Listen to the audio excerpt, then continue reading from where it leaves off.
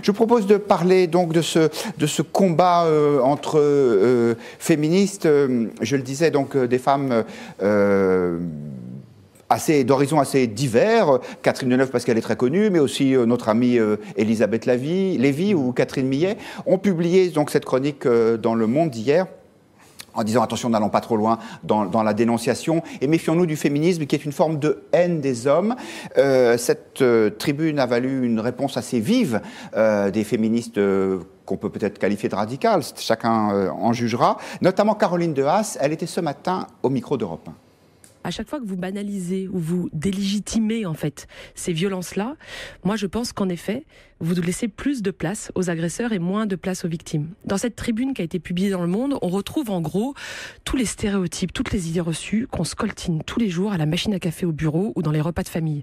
Vous savez, cet oncle un peu gênant qui vous dit mais on peut plus rien dire, etc. Ça s'appelle des idées reçues. D'abord, on peut dire encore beaucoup de choses. Il y a encore malheureusement, moi je pense, beaucoup de choses racistes, sexistes, homophobes qui peuvent être dites dans des médias ou dans la parole publique. Chère Guillaume de Mongeau, on vous apprécie trop pour vous réduire à votre rôle de femme, mais il se trouve que vous êtes la seule sur ce plateau ce soir, donc j'ai envie de vous poser la question. Est-ce que vous avez envie de prendre parti dans ce débat? Est-ce que vous êtes plutôt Catherine Deneuve ou Caroline de Haas? Moi, j'ai l'impression que je ne peux que refuser de choisir mon camp, et parce que je trouve que ce sont deux caricatures. Et il me semble qu'en fait... la question, elle est intéressante parce qu'elle est soulevée par des groupes de femmes. Donc, c'est des femmes qui parlent des hommes, en fait. C'est des femmes qui parlent entre elles des hommes, qui débattent sur est-ce que les hommes sont des porcs ou est-ce qu'ils n'en sont pas. Et donc, c'est ça qui me semble tout à fait intéressant dans ce débat. Mais je trouve que c'est un débat qui n'est pas du tout au bon niveau, et je trouve que dans cette histoire, on oublie que chaque cas est particulier. D'ailleurs, quand on écoute Caroline de Haas, je trouve que c'est frappant. Elle fait vraiment des amalgames en disant que ça ressemble à ce type de conversation qu'on a autour de la machine à café qui vous gêne un peu dans les repas de famille. Non, chaque situation est singulière. Chaque fois, c'est une relation entre deux personnes qui s'installent et qui se grippent ou pas. Mais je crois qu'il faut faire confiance à la capacité aussi qu'ont les femmes d'éconduire de façon habile, intelligente, et sans se sentir pour autant profondément meurtries dans leur chair. Et donc je ne sous-estime pas le fait que des femmes agressées sont objectivement agressées et se sentent meurtries par cela, mais je pense que la plupart des cas sont des cas en fait solubles entre personnes individuelles et qui se sont pas mis au bon niveau. Et donc je crois que ce débat est un faux débat. Mais s'il fallait choisir, je dirais que je trouve ça très courageux de la part de Catherine Deneuve et de ce groupe de 100 femmes très éclectiques d'ailleurs, Rob Grillet. Enfin, on a vraiment affaire à une espèce de groupe assez hétérogène. Et bien, ce soit érigé contre cette espèce de puritanisme en effet, et cette volonté de faire de cette société française une société complètement sèche et froide en fait. Philippe Meyer. Écoutez, d'abord, je pense que Caroline de Haas a tort de dire que ce sont des idées toutes faites ou des idées reçues. Il y a 20 ans, j'étais à New York, je vais dîner chez des amis, et il y a là une avocate extrêmement sympathique, et on s'entend bien pendant le dîner, et elle me dit « Où êtes-vous logé ?» Je lui dis, elle me dit « Je passe devant, je peux vous ramener. » Très volontiers. On descend, et dans le hall, je lui tiens la porte. Et je m'arrête pour la laisser passer. Et elle me dit, vous savez que je pourrais vous poursuivre pour ça. C'était une plaisanterie, mais ça ne l'était pas complètement. C'est-à-dire que si elle avait été autre chose que ce qu'elle était, elle aurait pu en effet me poursuivre pour une attitude discriminatoire. Et vous n'avez rien fait d'autre que lui tenir la porte. Rien sans le consentement de toutes les parties. Mais c'est-à-dire, ça m'avait évidemment frappé, au point que je ne l'ai pas oublié, et qu'on voit bien le genre de vie que ça... à quel ça conduirait si on était là-dedans. Cela dit, ce n'est pas pour moi l'essentiel. L'essentiel, c'est que qu'est-ce qu'on cherche à travers cette réflexion sur les attitudes des hommes à l'égard des femmes depuis l'affaire de Weinstein? On cherche à essayer de faire en sorte d'améliorer les choses et de les améliorer le plus loin possible. Il y a des gens qui, dans cette perspective, apportent des éléments de réflexion. Et sur ce plan-là, la tribune de ces 100 femmes, en effet très éclectique, m'a paru apporter des éléments de réflexion, y compris des éléments contre lesquels on peut penser soi-même.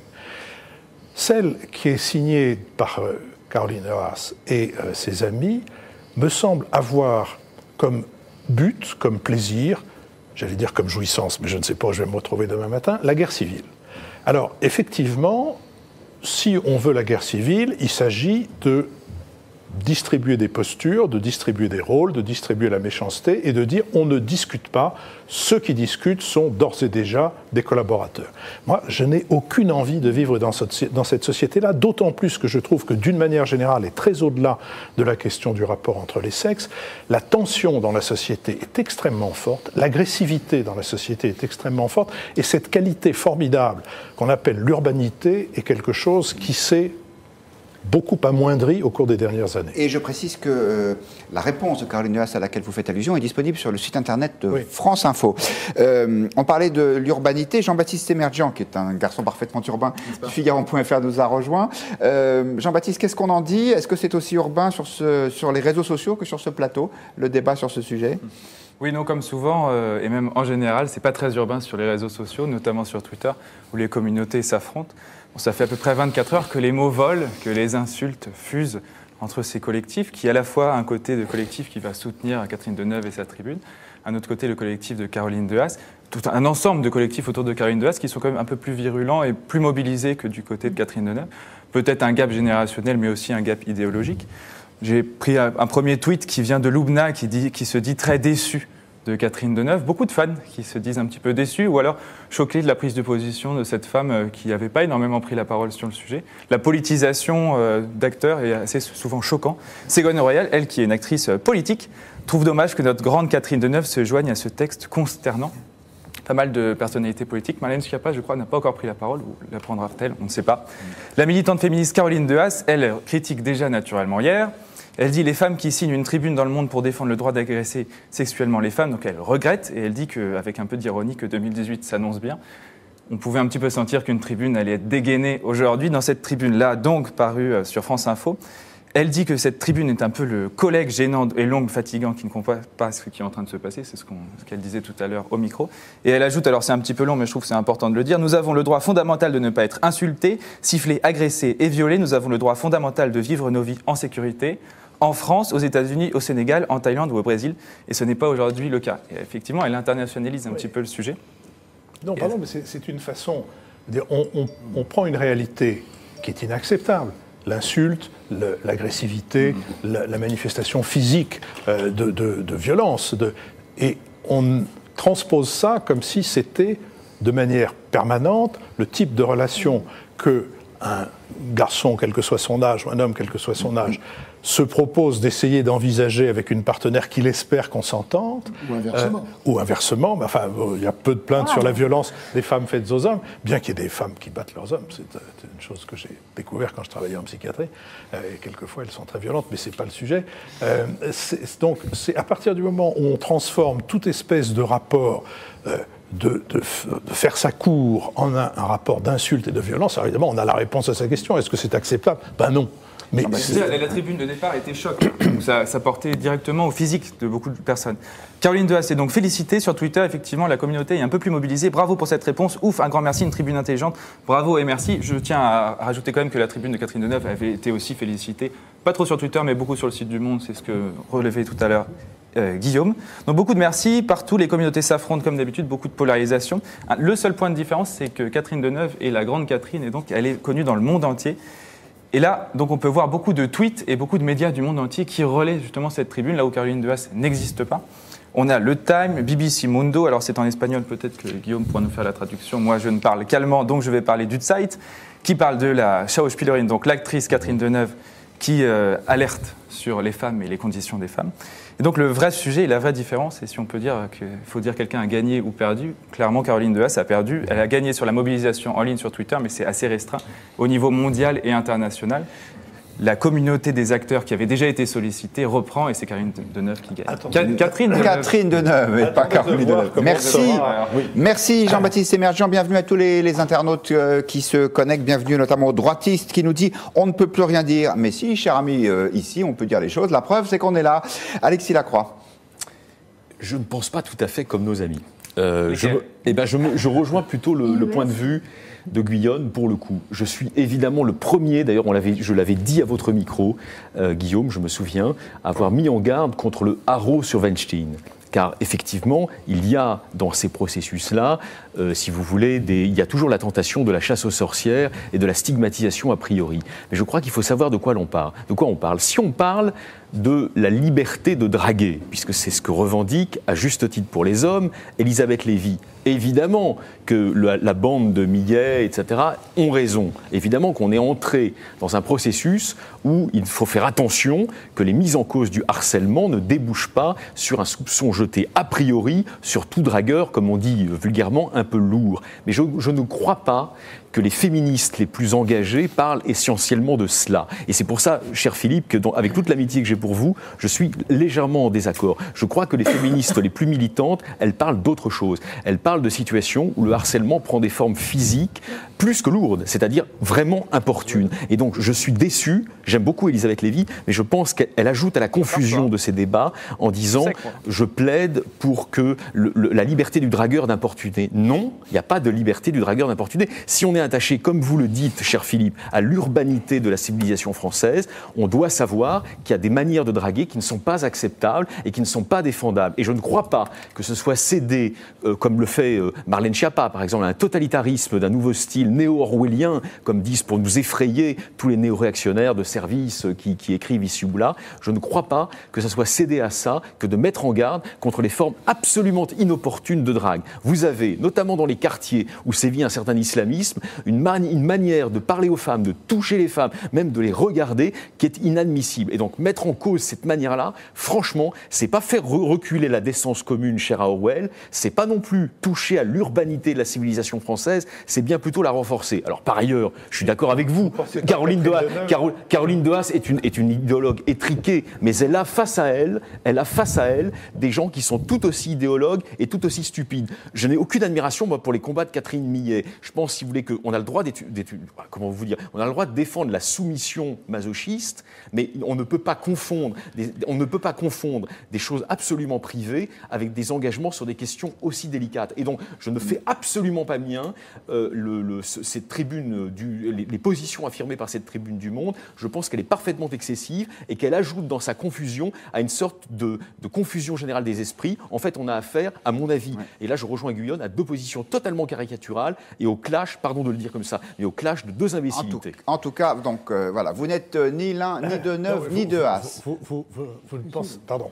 Voilà, Denis... Non, je veux juste dire, vous ne pensez quand même pas que Catherine Deneuve et les signataires de son texte défendent ce que vous fustigiez tout à l'heure. Il y a une ambiguïté. Quand Elisabeth Lévy, que j'aime beaucoup, qui est une amie, dit la liberté pour les dragueurs d'importuner, non, je suis désolé.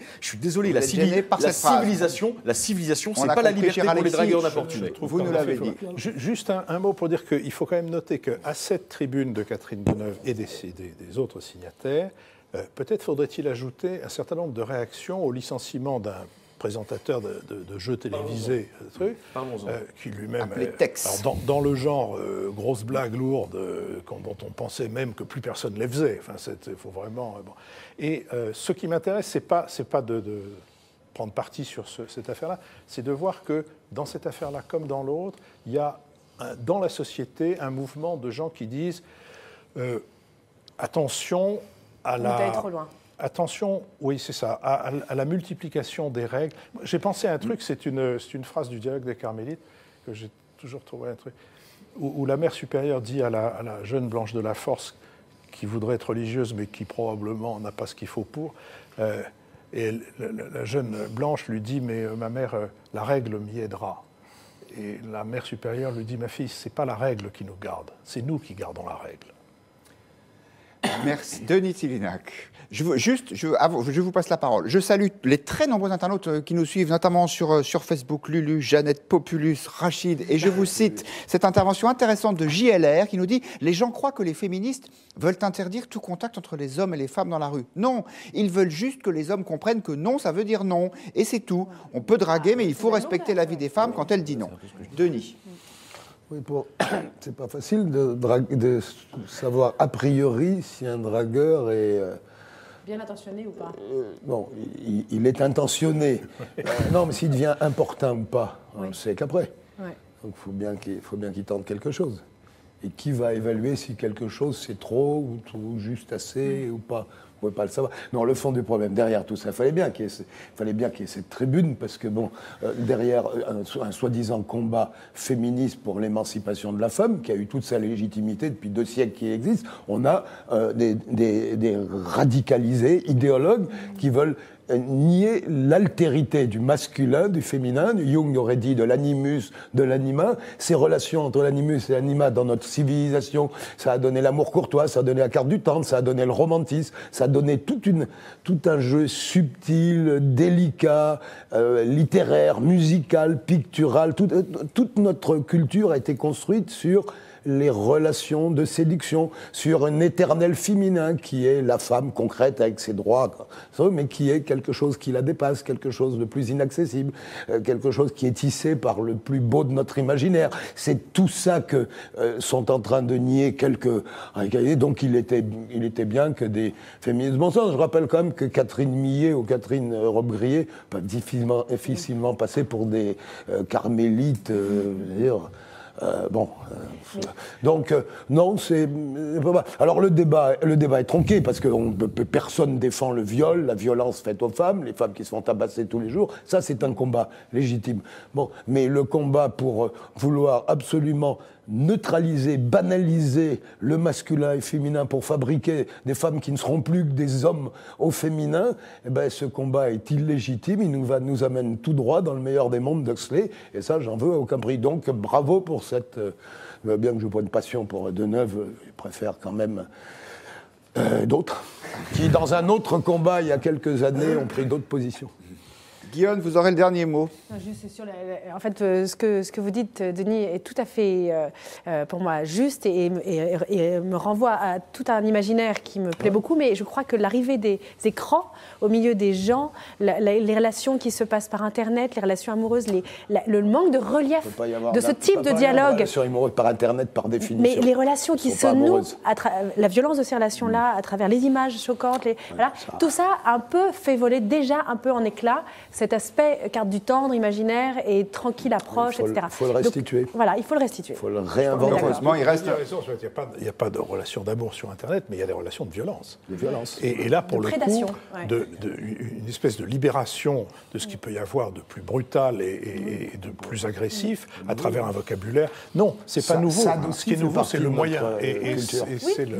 Voilà, et d'ailleurs, il y a un Internet qui nous dit sur le chat du Figaro, Monsieur Tillinac, la civilisation française ne suppose-t-elle pas une drague physique oui, en tout cas, un contact réel entre les personnes, ça c'est certain. Quand j'avais 16 ou 18 ans, c'était les premières chansons de Johnny Hallyday, tout à fait tendres, bien trop timides, douce violence.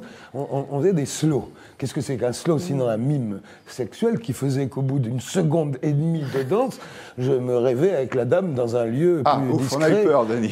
Bon, c'était un contact physique. La drague, ça aurait été si j'avais collé la fille contre un sofa à son gré en lui posant un beignet pour la sauter. Soyons clairs. Pas la drague, le harcèlement, vous voulez dire. Lui dire... On pourrait pas aller faire dodo dans ma chambre gentiment comme ça. Est-ce que c'est Non, j'ai pas dit que ça marchait, ça marchait pas. Mais est-ce que c'était de la drague? Est-ce que c'était de la drague inopportune? Est-ce que c'était de la violence? Bon, c'est des jeux comme ça. Sûr. La société, notre civilisation les a inventés. La civilisation chinoise en a inventé d'autres. La nôtre, ça passe par la séduction. Donc ça passe par il y a un moment où il y a un peu d'interdit, il y a un peu de transgression. Alors faut pas qu'elle soit violente, faut qu'elle soit délicate. C'est un jeu. Il y a des femmes qui disent non parce que c'est une façon de dire oui. D'autres, c'est un vrai non. Bon, on comprend. Merci. Bon, faut arrêter quand même de se raconter des histoires. Voilà, vous le disiez. Bravo à cette tribune parce que le bon sens est... Voilà, on va... Je regrette que notre jeune confrère soit parti parce que je peux prévoir ce qu'on va voir sur Twitter à partir de ce qu'on vient d'entendre. Par exemple, je vois très bien comment on va découper une phrase de Denis pour la mettre sur Twitter et expliquer qu'il a décidé... Oui, il faut l'accepter. Voilà, parce qu'il y a effectivement beaucoup de violence et de brutalité sur ce sujet sur Internet. Il y a aussi, au point de vue où on cite l'animus, l'anima et Bernanos pour essayer d'élever un peu le débat.